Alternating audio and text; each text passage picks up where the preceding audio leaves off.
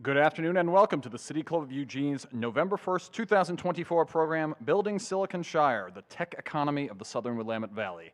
My name is Andrew Kalk and I am City Club's president. We're coming to you from our home at the historic Wow Hall in the heart of downtown Eugene, and it's my pleasure to extend a warm welcome to our speakers and to all of you joining us here in person, online, and over the radio. Since 1990, City Club has been dedicated to our founding mission to build community vision through open inquiry. In accordance with our mission and purpose, we hope to help connect people throughout our community and across generations, identities, experiences, and perspectives, and tech know-how. You're invited this week and every week to join us in this effort to share your wisdom, to learn something new, and to take active steps to make a difference in this city and region that we love. We cannot do this work alone, though, so a special thank you to our Platinum, Community, and Diamond sponsors. The Eugene Area Chamber of Commerce, serving as a catalytic leader in creating a vibrant and diverse economy that drives economic opportunity and well-being. Kaiser Permanente, which exists to provide high-quality, affordable healthcare services and to improve the health of our members and the communities we serve. More information at www.kp.org. The University of Oregon has helped Oregonians question critically, think logically, reason effectively, communicate clearly, act creatively, and live ethically since 1876. More information at uoregon.edu. Lane Community College transforms lives through learning. LCC provides comprehensive, accessible, high-quality educational opportunities that promote student success. For more information, visit lanecc.edu. And thank you to the City of Eugene and to Lane County for their support as well. Today, we're happy to bring you the latest in City Club's ongoing series on key sectors of the local economy. We've tackled manufacturing, timber, outdoor recreation, wine, and today we look at technology. It's a sprawling sector here in Silicon Shire that generates many opportunities and faces some challenges too. So here to discuss the depth and breadth of the sector in the region are the following experts. Hogan Mulgrave, the president and owner of Ryco Generators. Skip Newberry, the president and CEO of the Technology Association of Oregon. Dr. Anshuman Razdan, also known as AR, the vice president of research and innovation at the University of Oregon. And Dan White, the co-founder and chief technology officer at Pipeworks, a local video game company. Skip, you're up first. Thanks for coming down to Eugene and joining us here at City Club.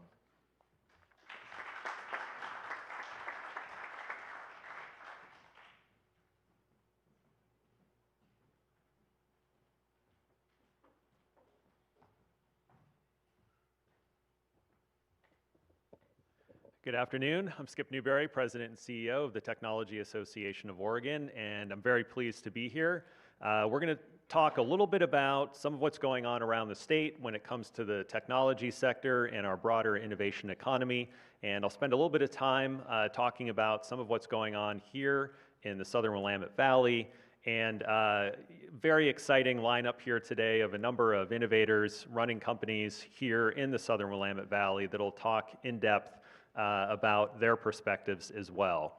If we could start with the economic impact, that's a really interesting slide in the sense that it really captures the true sort of contributions of the tech sector to Oregon from a GDP standpoint, also from an employment perspective as well. So if we look at the total amount of GDP contributed by the tech sector to Oregon's economy, it's a little over $30 billion per year. And if another sort of key stat that I'd like to highlight is the average wage. It's $160,000, and we have a number of member companies where the average wage across their entire employee base hovers around $200,000 just within a single company. So it's pretty remarkable. I've been doing this a long time, about 12 years, and in that time we've seen some dramatic increases in the wages paid by the tech sector locally and across the state. If we could go to the next slide. So a lot of the trends right now in technology hover around AI, artificial intelligence. And we're seeing a lot of startup activity in Oregon right now, centered around artificial intelligence technologies. We're also seeing a lot of disruption of existing businesses where many of the leaders of those businesses are trying to figure out how does AI get implemented into their functions, into their various operations day to day, No role within a company is going to be left untouched by AI and in forms of automation technology. We have marketing roles, sales, finance, customer service. All of them right now are in some ways being impacted by the adoption of AI technology. On the startup side, I would characterize the number of companies that we're seeing get formed in Oregon as a historic high, at least in the last 20 years. The last period of time where we saw a big uptick was after the recession of 2008 to 2012. And there was a lot of focus around the app economy with mobile technologies, as well as the early advent of cloud computing. And now we're seeing another big inflection point driven in large part by artificial intelligence. And if we think about some of the impacts to the state and our economy, one of the biggest is going to be around workforce and education. Arguably, there's no more impactful potential application of AI than when it comes to how people learn and acquire knowledge. And so we have a tremendous opportunity for our education system in Oregon. One of the challenges that we face is that when it comes to technology education, Oregon consistently ranks either dead last or toward the bottom when it comes to science, math, and STEM-related outcomes, including with computer science education availability in the state. We're dead last compared to our peers. And so the question is, with disruption comes opportunity. And if the big challenge going forward is how does AI get incorporated into the educational system, that's an opportunity for Oregon to think about how does it lead in how AI interacts with folks and vice versa as they're acquiring knowledge. One thing that we did earlier this year and the end of last year was we surveyed a lot of our member companies at the Technology Association. We work with about 500 or so here within the region, ranging from startups to established companies. And what we found was that when asking them about what are the skills that are going to be most relevant going forward from a hiring standpoint, a lot of them centered on things like artificial intelligence, data, cybersecurity, all of the sort of next generation technologies or issues related to technology, cybersecurity being a top one. As technology continues to proliferate, so too does cybersecurity risk, right? So as the technology platforms expand, so too does the attack surface. And so with the increase in AI and other types of tech-related jobs and platforms comes an attendant increase in cybersecurity-related jobs and solutions needed. The other thing that was interesting about this survey of our members was unprompted by us in our questions, many of the respondents started to talk about human skills. And one way to think of these are what traditionally have been referred to as soft skills. And so here, these are the things that are going to be really important in helping to define candidates who are applying for jobs going forward. One way to think of this is liberal arts is hot again. And so critical thinking skills, being able to recognize signal from noise, taking a cross-disciplinary or multidisciplinary approach to problem solving, communication skills, people management skills. These are all things that are going to help, I think, provide a certain amount of resiliency to folks as they're going about their careers. And the lifelong learning part is critical because technology is changing so quickly, so too does their skill set. If we could go to the next slide. Another thing I wanted to highlight that's an interesting opportunity for Oregon is this concentration of R&D or engineering talent is related to the semiconductor industry.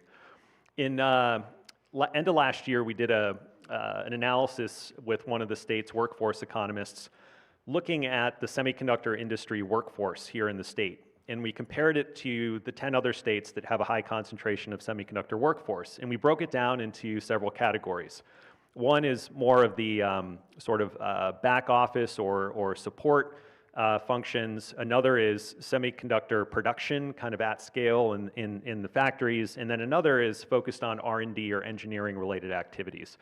Well, with the back office related work, we were, kind of in the middle. When it comes to production at scale, we were actually a little behind the 10 other peer states. And when it came to R&D and engineering, if you were to combine the other 10 states and compare it to Oregon, Oregon was 2x, all 10 combined. So that is our kind of secret sauce, that is our competitive advantage, and those are some of the things that we're trying to build on as a state going forward. So one of the examples of how we're trying to build on this, we're doing a lot of collaboration across many of our higher ed institutions. University of Oregon is a key partner of ours, same thing with Oregon State University, and OSU earlier this year it was announced is receiving a supercomputer that Jensen Huang, the founder of NVIDIA, has donated, and they've raised a bunch of money to create a collaborative innovation complex. So one thing that's interesting that we're working on is how might we create an AI center of excellence in Oregon centered around our competitive advantage in compute, in semiconductors. Also with our competitive advantage when it comes to clean technologies, which I'll talk about in a little bit. So part of our definition at the association of the modern AI tech stack includes not just the compute layer and chips and data and generative models, software running up and down, but also at its base, it's foundational that we have clean tech innovation. With the increase in demand for compute power comes an increase in energy, and we need to address new forms of clean technology and new innovative ways of getting that technology into regions where it's needed. And so both of those, both the compute power opportunity with the CHIPS Act federal funding and locally here in Oregon, and then also the clean tech related innovation represent big economic opportunities for the state. The FAST region innovation engine is another kind of example of how we are looking to build essentially platforms across our higher ed partners and private sector, where the idea is how do we focus on chip design technologies, including next generation versions focused on AI. Again, cementing our position as an R&D leader when it comes to the chips industry. The other initiative that was mentioned previously was focused on CORMIC, which is a different sort of cooling mechanism using technology developed by HP that helps to cool next generation AI chipsets developed by NVIDIA here in Oregon. So two types of technology combined here in Oregon, exported out. Those will be going to market next year. So these are examples of federally funded public-private academic initiatives here in the state. If we could go to the next slide. Another key thing that this region is leading on here in Eugene, I mentioned earlier this sort of disruption being caused by AI technology and its adoption. And here in Eugene, over the last decade or so, the region is really led around sector strategies for workforce, which is how do you have industry-led efforts to define what hiring needs look like, and then public-private academic partnerships to help move forward different populations and candidates into roles where they get access to high-wage, high-growth careers. If we could go to the next slide. So some notable legislation, we have the Oregon CHIPS Act, roughly $500 million in funding at the state level approved in 2023 has unlocked over $40 billion in federal and private sector investment.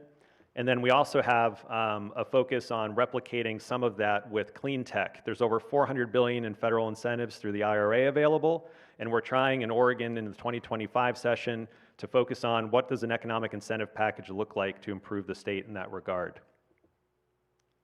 And then this is a study that the Rocky Mountain Institute did that compares some of our competitive advantages across clean tech in Oregon to other states. And we're really off the charts in the I-5 corridor, including here in Eugene, on things like cross-laminated timber and energy storage systems. So exciting opportunities for the state there. And then finally, I wanted to conclude with just highlighting some of the things that I'm hopeful about in Oregon. There's a lot of innovation going on here because of our R&D ecosystem. A good example is right up the road in Salem, Agility Robotics, recognized this week as one of the Invention of the Year by Time Magazine, their humanoid robot, Digit. All right, thank you so much.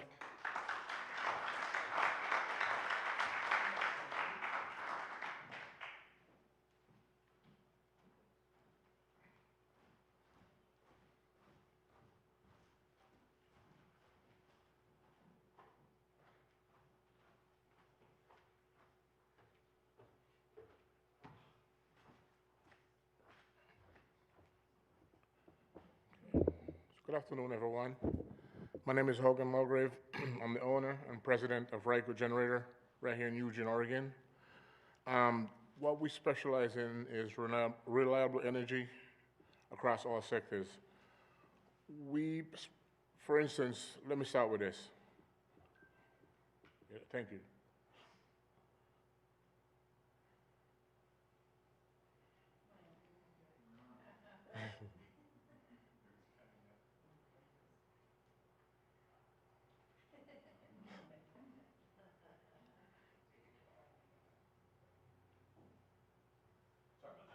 No problem, no problem. All right, so one of the things, a couple of things we specialize in, people in here, in this room, I'm pretty sure, is familiar with wildfires and also ice storm. This year in January, I believe, we were in Vegas when the ice storm happened, and we got called from many different sectors in the state. They were out of power. And we got called to action, and all of us get together in the shop, and we help a lot of community put their stuff back together. So when we talk about reliable, I'll then just jump quickly into the wildfire.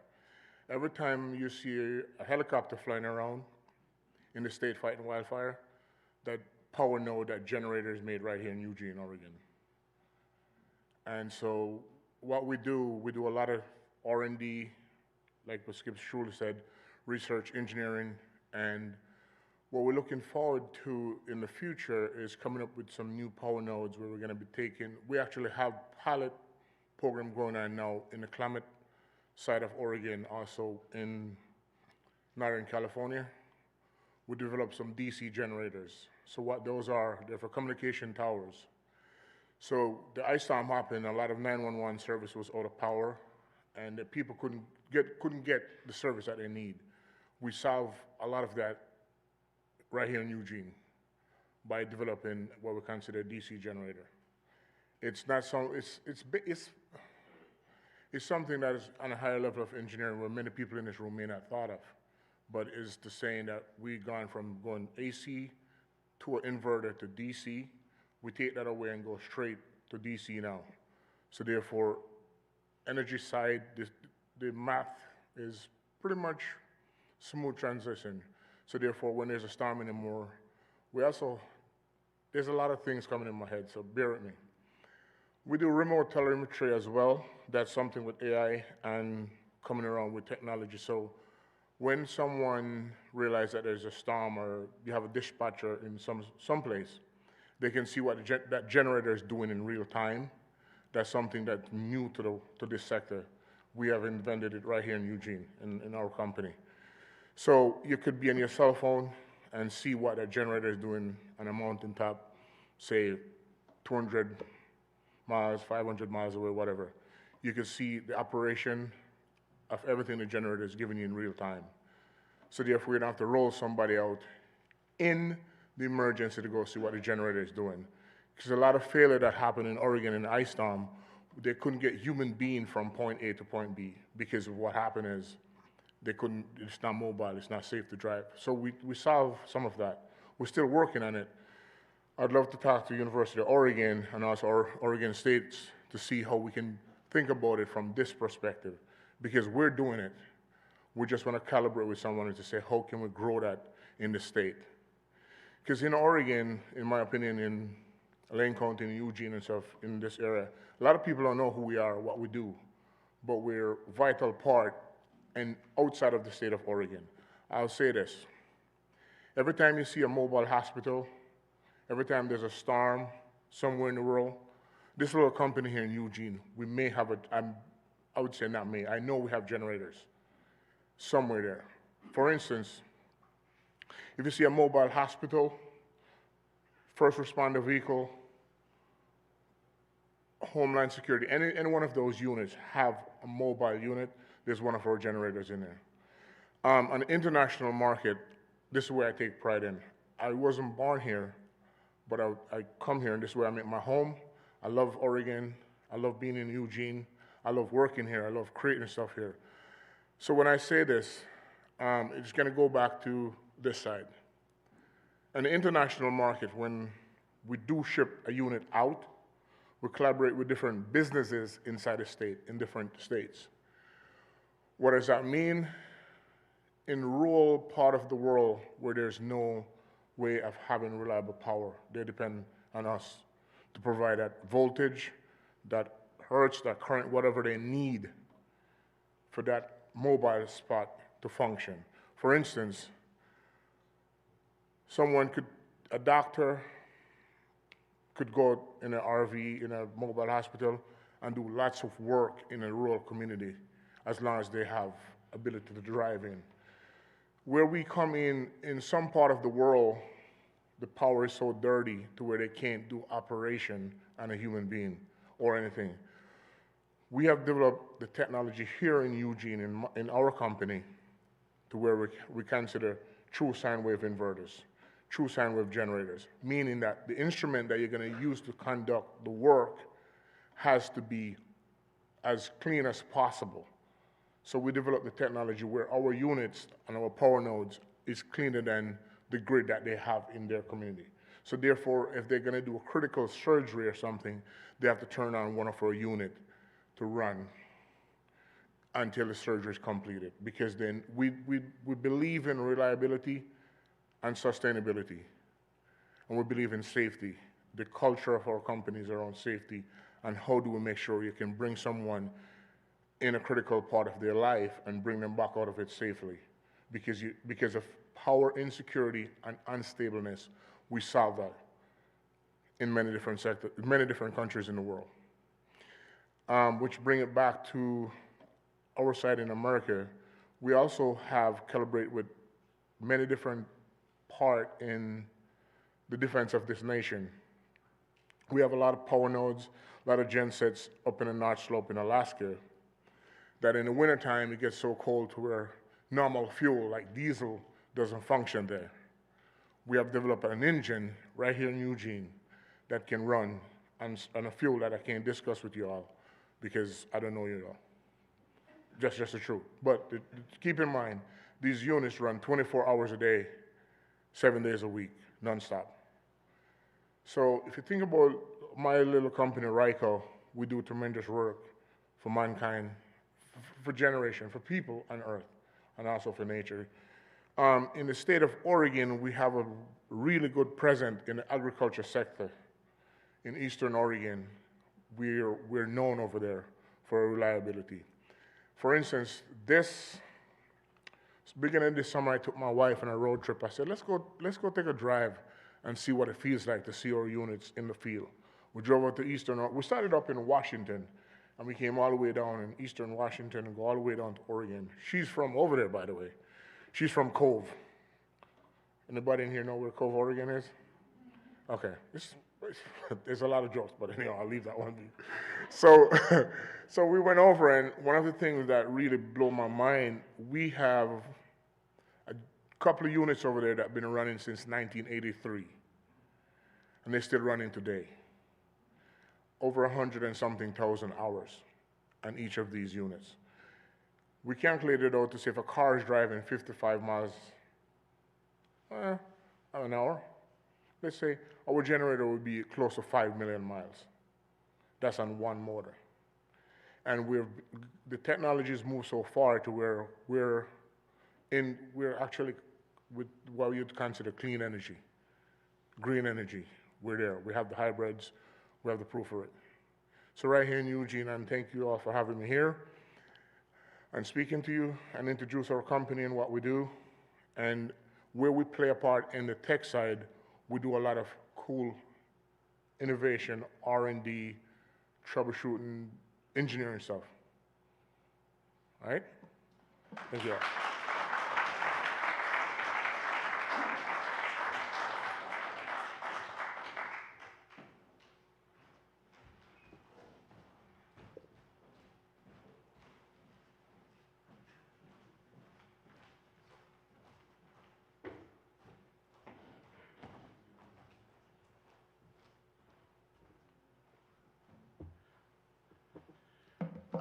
Hello, everyone. My name is Dan White. I'm CTO of Pipeworks.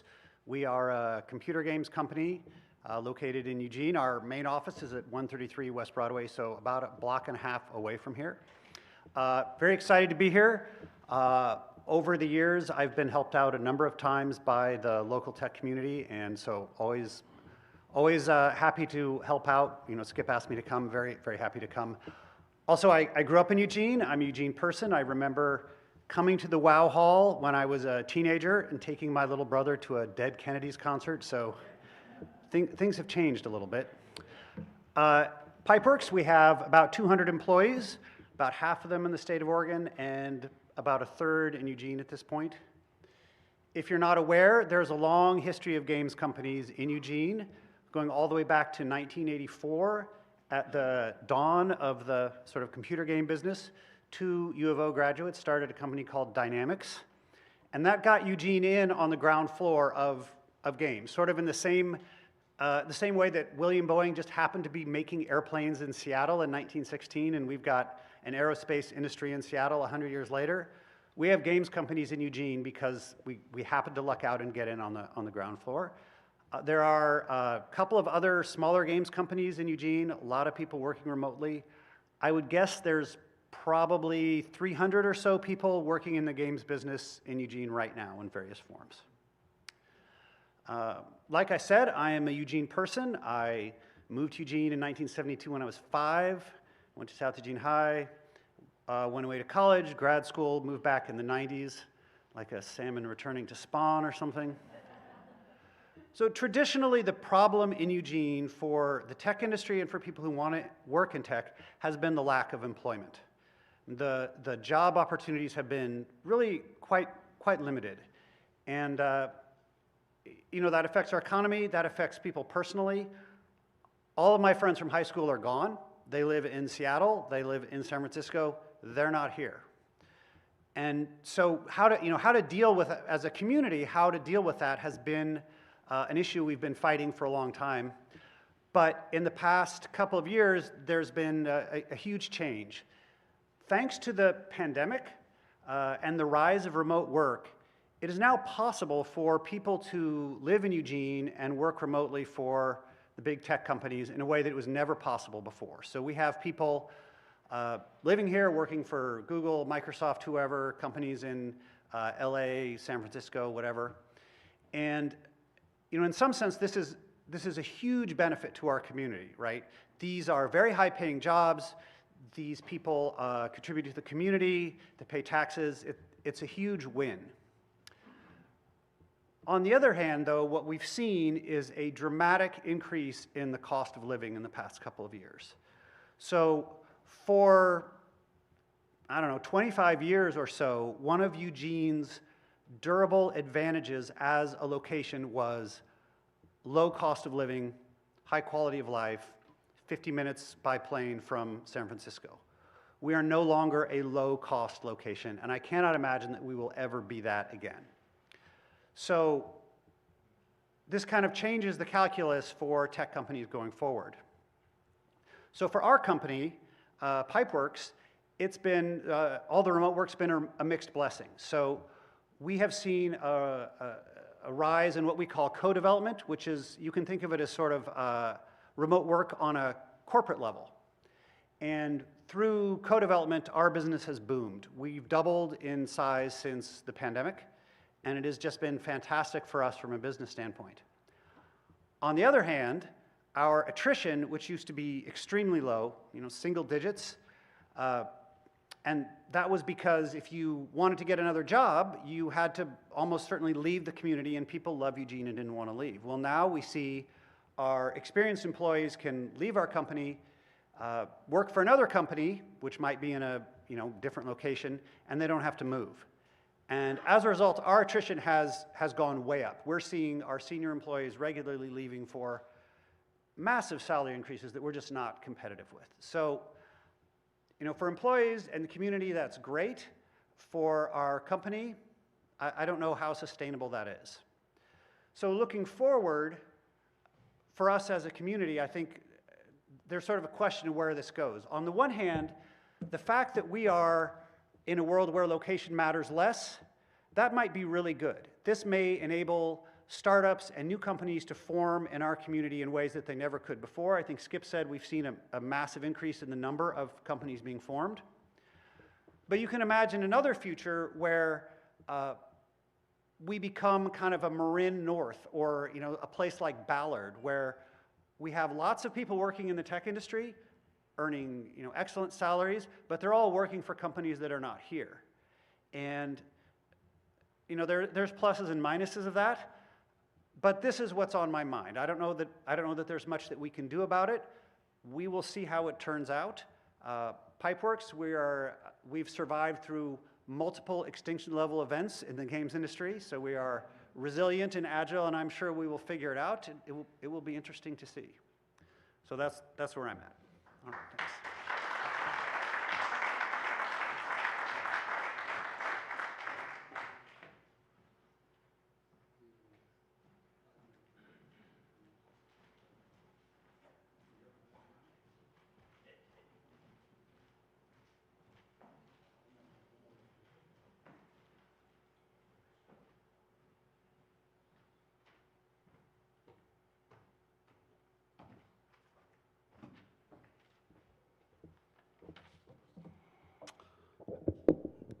So very good morning to folks in the audience, and I understand this will be broadcast later on radio, so to the radio listeners as well. Before I get started, as I was introduced, my name is Anshuman Razdan. I go by AR to make it easier, and I'm delighted to see two immigrants, Hogan and myself, being part of this presentation. So I just want to say that we are both thankful for what the country, United States, has given it to us, and we are also proud to have contributed back to United States. And I've been in Oregon for 2.5 years, so not quite as long as Hogan, but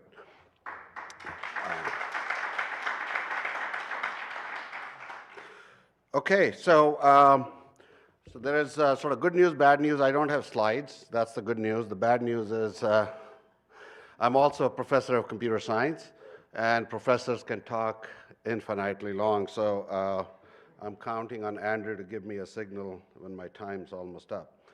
Anyway, so I am the Vice President of Research and Innovation. How many people know, we are well known for our football and maybe some of the other things in community engagement, policy making, et cetera. How many people know that we have a very, very active research enterprise?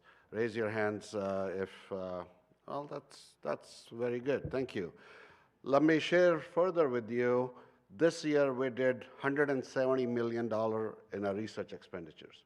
If we were just into the research, not counting tuition, et cetera, if we were a company, we would be called a $170 million market cap, right? So what I mean to say is that we have a tremendous impact locally and regionally.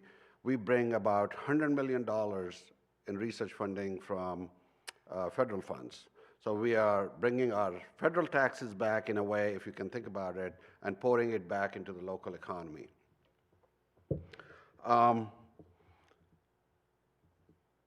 Lots of the research is in basic sciences. You might have heard of our Institute of Neuroscience that looks at zebrafish. They are unlocking gene mechanisms and stuff like that. But remember, this is the kind of research 15 years later then helps cure a disease. So it's a long, long pathway of taking some of the research stuff and realizing its true economic and social benefits. But besides the basic stuff, we also do a lot of applied science and engineering.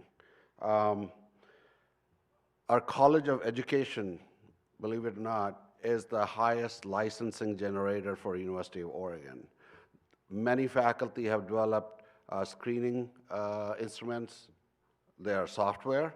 So when I say screening instruments, they're not hardware or anything. They're software instruments that are deployed all over Oregon and nationally. I heard the number like 25,000 kids have been impacted positively through these instrumentation. And then this is done for assessment and evaluation. There is a societal impact, there is an economic impact, and it's all essentially rooted in tech applied to education. So how many people have heard of Night Campus? Fantastic. So those of you who drive on a regular basis on Franklin, you'll see a bridge and a very shiny building on the left side if you were going east, and we are building second building. We are building a biomedical engineering department within that landscape. From a big perspective, disclosures of IP and patents are up coming out of University of Oregon. That's a proxy for how we are contributing to the tech part of it. As our president, who's been here a little over a year and a half now, we're coming up with a new strategic plan called Oregon Rising. A pillar of that plan is accelerating scientific impact for social and economic activities. So, generating spin-offs, licensing, etc. So, I'll give you a couple of examples. I talked about the education college, but we have a company that's spin out of Night Campus, Pandaria, that's building new kind of suture buttons to accelerate healing after surgery. One of the things that attracted me 2.5 years to come to University of Oregon was to help with the innovation part of it. So our state can be a little bit stodgy with rules that were, built 100 years ago. So to accelerate that, our UO Foundation, which sits outside the university, myself and Paul Weinhold, we came up with the idea and co-created something called Launch Oregon, which sits underneath the foundation and outside the university.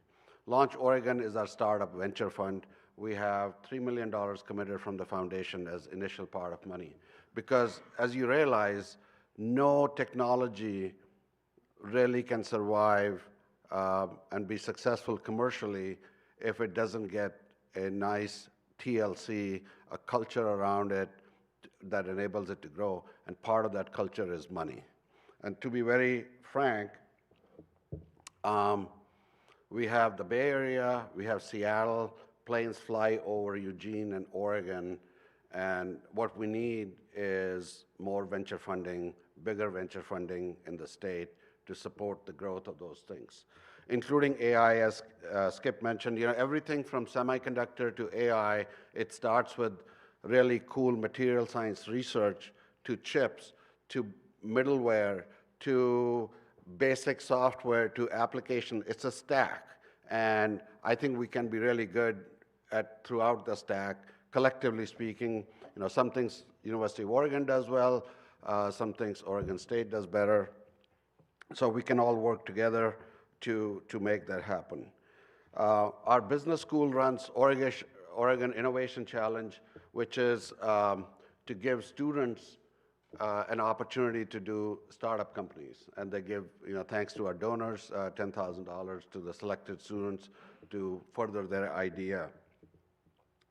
A couple of other quick examples. We're building a Oregon Acoustic Lab on Port of Portland Naval Terminal 2 for testing mass timber acoustic capabilities. It's a $22 million plus, costs are still rising. We are in the design phase. $15 million came from Department of Commerce, $5 million from the state, and University of Oregon is putting the rest of the money. So this is to revive our cross-laminated timber, mass timber industry, for example. It's a very high-tech acoustic testing lab. Skip mentioned, the three universities are leading 3 different engines proposal. We are leading mass timber, Oregon State's leading on semiconductor, and Portland State is doing on sustainability. Each of these are $15 million, have a huge impact on economic development.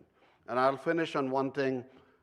there are challenges, and I want to make sure that our audience helps us, when you, through your vote or through your help. The challenges are that there is not enough capacity of, for example, wet lab spaces in Eugene. So we can have spin-out companies, but they will have to either go to Portland or they would have to go to out of state, right? If we want to capture our talent and capture the wealth of our companies that will generate that, we have to figure out how to keep them here. I don't think we have enough incentives. You heard from others about the gaming companies, for example. How do we retain talent? There needs to be more incentives, at the city, county, and state level. So I would like to argue, if you will, for more of those incentives so that we can keep our talent, keep our economic activity here in Oregon. Thank you very much.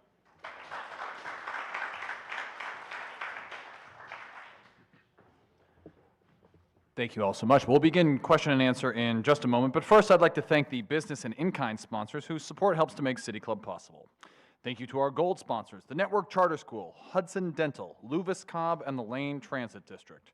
Thank you also to our in-kind sponsors, KRVM 91.9 Radio, Dotson's Photography, Pack Info, and Kid Sports.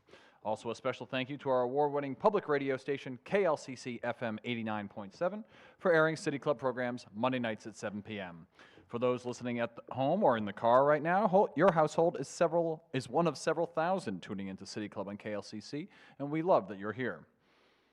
You can find all recent City Club programs archived on KLCC, as well as on our YouTube channel and as podcasts. We'll take a brief break before returning for the last part of our program, where you'll be invited to ask our panelists questions. Thanks so much.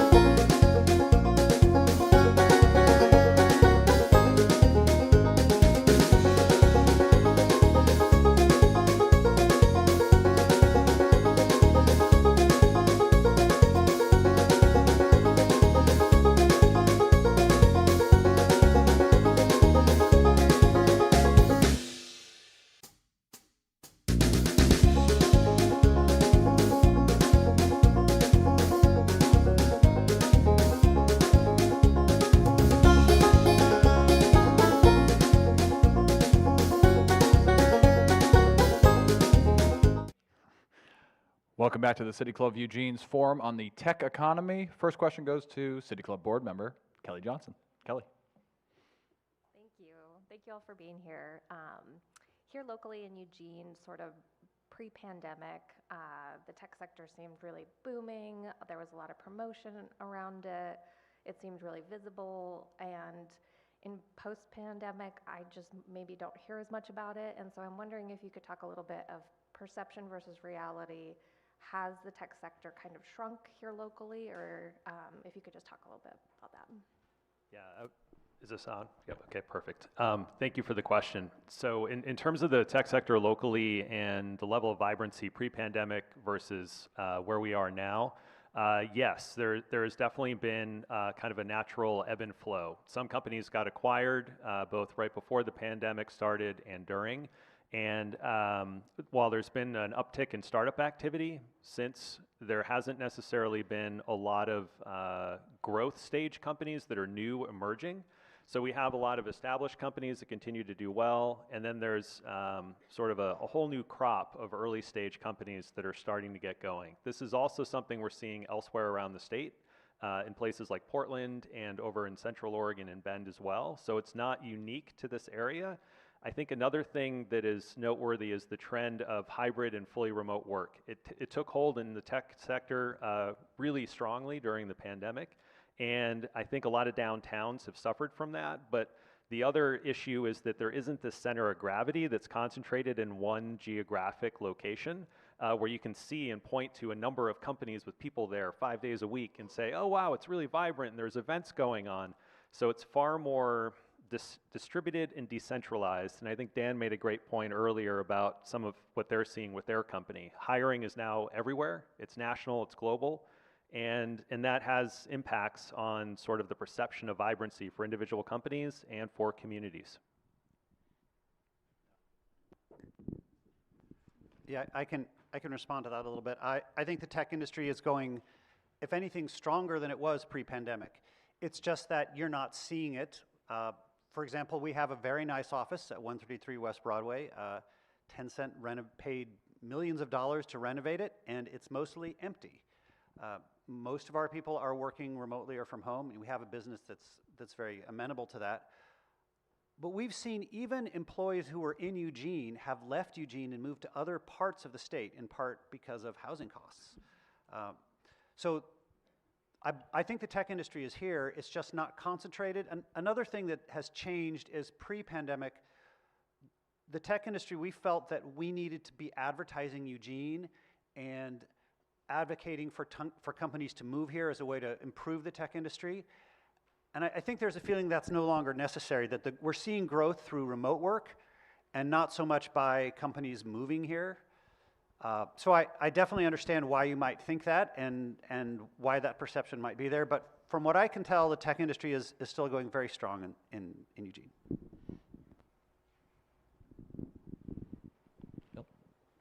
Bill Kleppinger, City Club member. And for years, I was a small business coach at LCC.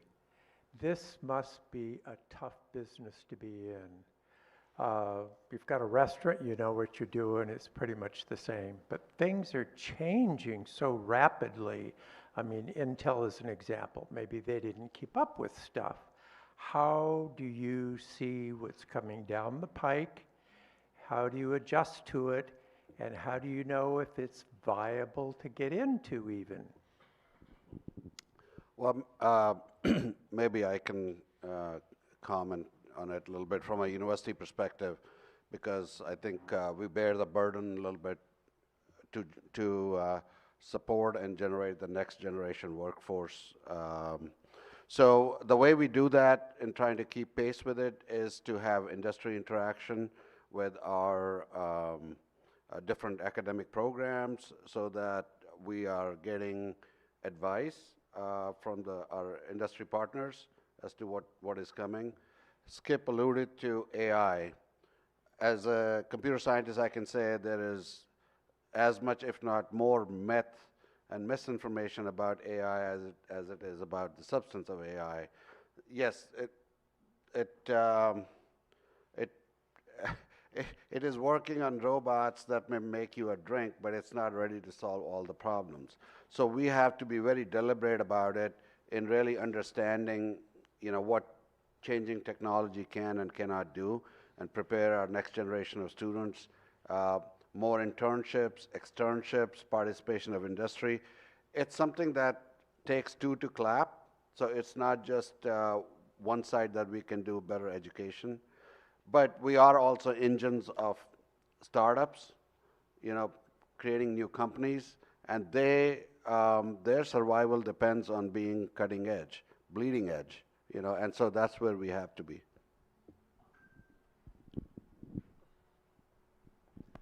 I was going to mention that in addition to the focus around skills, education, talent, and being a bit more sort of resilient, and pursuit of lifelong learning is very important in terms of how you stay on top of these trends.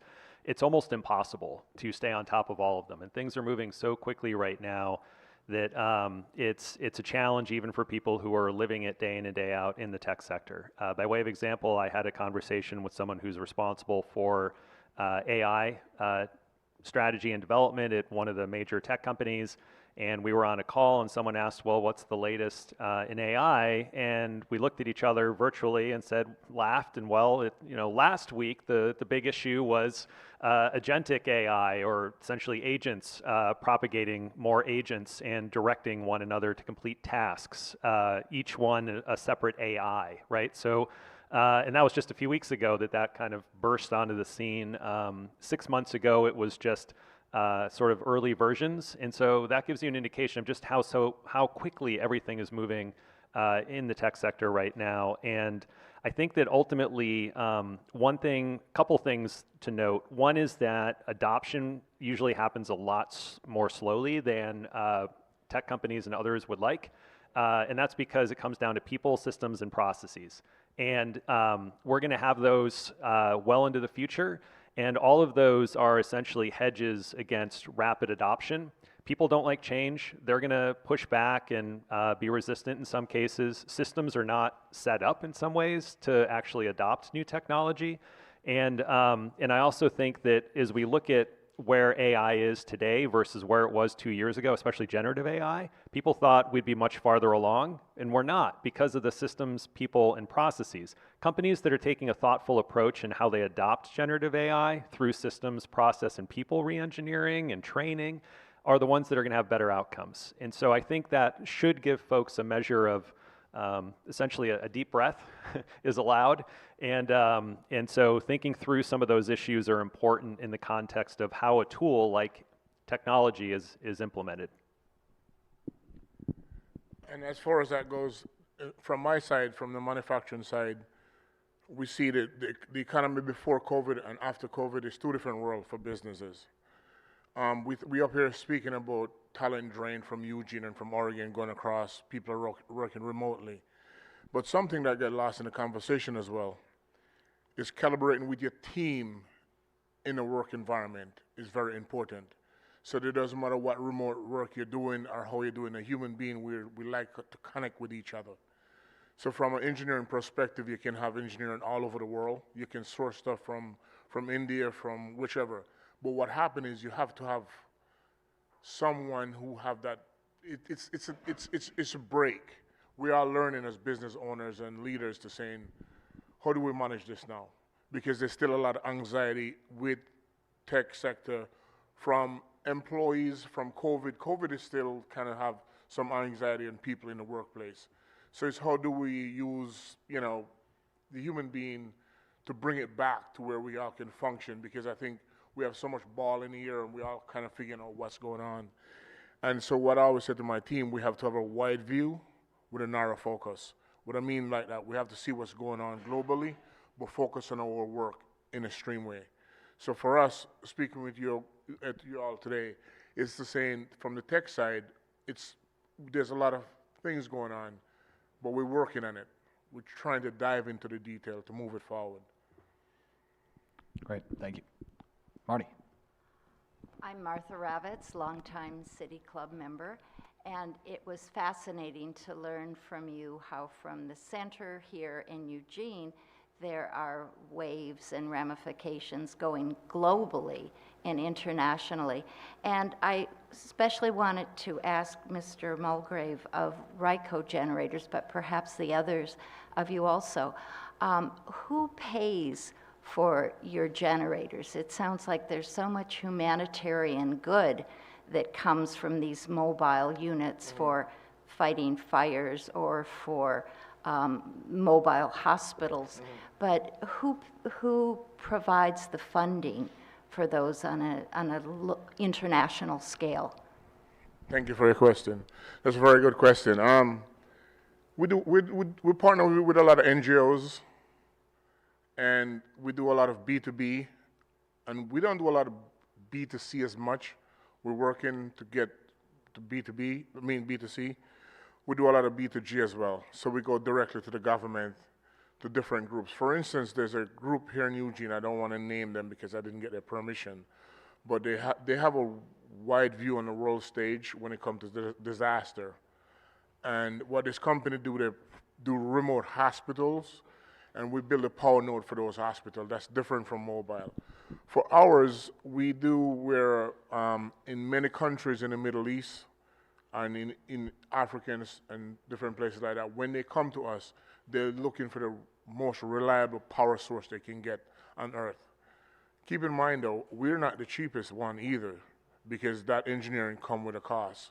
So we have to partner with the government or different community leaders of those countries to make sure when they get the power unit, they understand.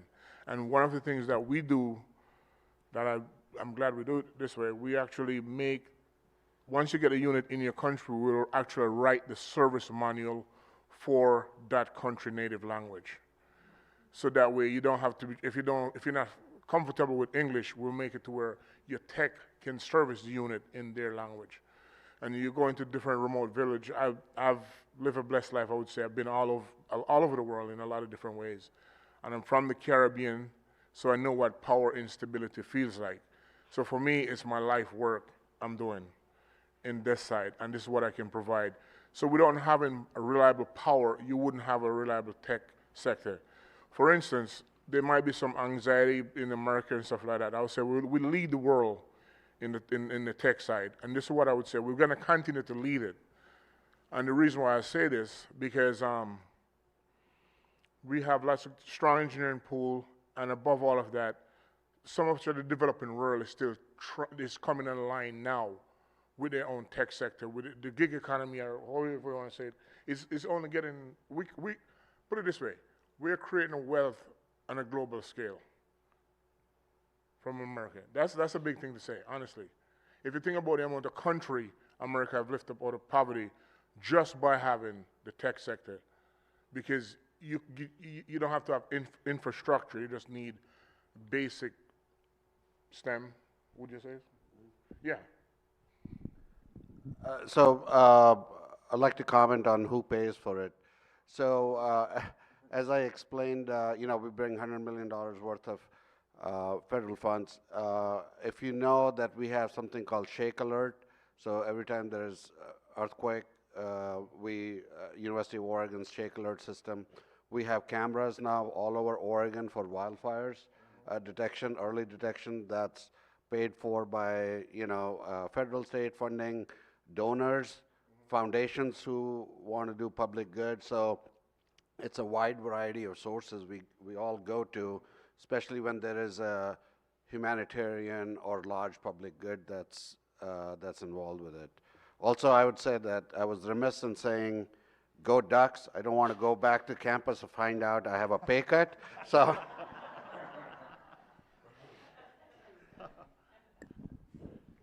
The question here. Hello, Mike Reesing. So you named 3 tech sectors, and one of them was timber something. Yes. Could somebody explain what that is?